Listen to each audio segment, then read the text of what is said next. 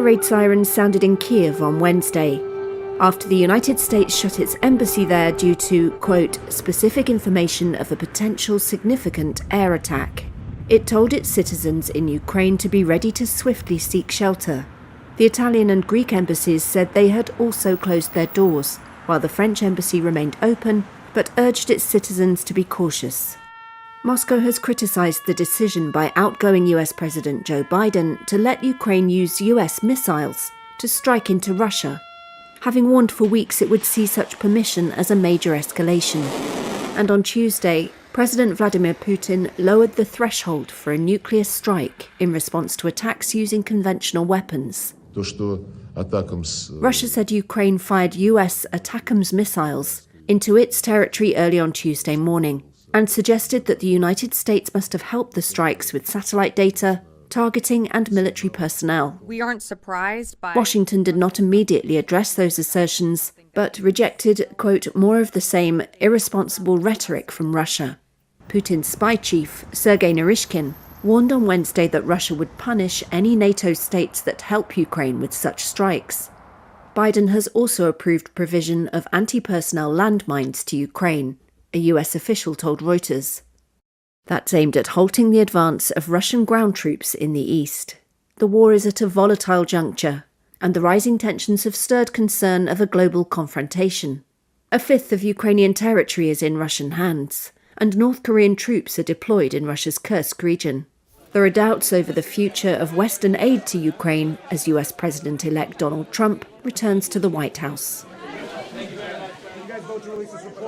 A U.S. House Ethics Committee ended a closed-door meeting on Wednesday, deadlocked over whether to release a report on alleged sexual misconduct by former Republican Representative Matt Gaetz, President-elect Donald Trump's pick for U.S. Attorney General. There was no consensus on this issue. The panel's top Democrat, Representative Susan Wild, said the committee, which is evenly divided between 5 Republicans and 5 Democrats, could not agree on the issue after members voted along partisan lines. She said the committee will meet again on December 5th, but it was not clear if the panel could take action before then. Gaetz resigned his House seat last week, hours after Trump tapped him to lead the Department of Justice, raising questions in Congress about the future of the panel's investigation into allegations that Gaetz had sex with a 17-year-old girl. Some Senate Republicans have called for details of the probe to be released. Gaetz met on Wednesday with Senate Republicans, who have the power to confirm or block him from office as the party regained control of the chamber in the election earlier this month. On Tuesday, Trump said he hadn't reconsidered his pick to run the Justice Department. Mr. President, are you reconsidering the nomination of Matt Gaetz? No. Some Senate Democrats on Wednesday asked the FBI to turn over its investigative file on Gaetz. The former lawmaker has said federal prosecutors informed him in 2023 that they would not seek criminal charges against him after nearly 3 years of investigating sex trafficking allegations. Gaetz has denied all wrongdoing. The close Trump ally has never worked in the Justice Department or served as a prosecutor at any level of government, and is one of a growing list of Trump nominees who lack the resumes typically seen in cabinet heads, and who in some cases hold grudges against the agencies they have been tapped to run. Migrants are arriving in Spain's Canary Islands at record speed this year. Over 39,700 migrants came to the Canaries by mid-November. That's a 23% increase over the previous year, according to Spain's Interior Ministry. That's the fastest increase in arrivals by sea in all of the EU, according to its border agency, Frontex. The islands are on track to break records for the number of irregular migrant arrivals for the second year in a row. Frontex says smuggling networks are exploiting instability in the Sahel region, including in Mali, where conflict is a key driver of the surge. It's engulfed in an insurgency, and its economic troubles have gotten worse since the military seized power in 2020. We young people in Mali no longer have to fear death because we have seen all kinds of deaths, explains this migrant from Mali. If you stay where you came from or take the wooden boats, you might die, so it doesn't matter. Nearly 10,000 Malians arrived in the Canaries between January and August, compared to nearly 800 in the previous year. Some are coming from even further away, according to Manuel Dominguez, the vice president of the Canary Islands Autonomous Region. They have been diverted towards the Canary Islands from the southern border of Europe, where the entry of irregular migrants has been made impossible. So much so that we are starting to see the arrivals of the first irregular migrants from Asia, which is worrying us a lot because it seems that the world is starting to look at or see the Canary Islands as one of those main uncontrolled ports of entry to the European Union. One NGO estimates at least 800 migrants have died this year trying to reach the Canaries. In September, the islands experienced the worst shipwreck on record. 63 of 90 passengers are believed to have drowned.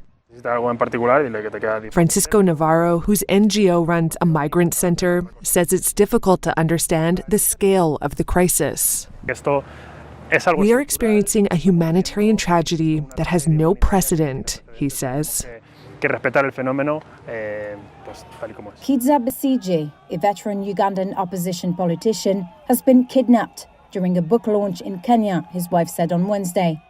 He was then transferred to Uganda, she said, where he's being held at a military jail in the capital. Besigye has been charged with several offences, according to a witness present at court, including unlawful possession of firearms. He has denied all charges and was remanded in custody until December 2nd. Besigye's wife, Winnie Byanima, who serves as the head of UNAIDS, called on the Ugandan government to release him immediately. She did not provide details about the alleged kidnapping and could not immediately be reached for further comment. Uganda's information minister denied that Uganda engages in abductions, stating that any arrests abroad would be done in collaboration with the host country. Kenya's foreign ministry, however, told a local paper that it had no role in Besigye's arrest. The ministry did not immediately respond to a request for comment. In July, Kenyan authorities detained 36 members of Besigye's Forum for Democratic Change party and deported them to Uganda, where they were charged with terrorism-related offences. President Museveni's government has been accused of repeated human rights abuses against opposition activists, including illegal detentions, torture, and extrajudicial killings. Officials say those arrested are detained legally and processed appropriately by the court system. Rows of solar panels in India's northwest symbolise the country's mighty aspirations for renewable energy. But its plans to expand domestic manufacturing in the solar industry are coming up short. That's according to experts who say India is grappling with inadequate government funding and a major skills shortage. This will potentially jeopardise its clean energy targets to hit net zero carbon emissions by 2070. Prime Minister Narendra Modi's Make in India programme has allocated $3 billion as incentives for local manufacturers.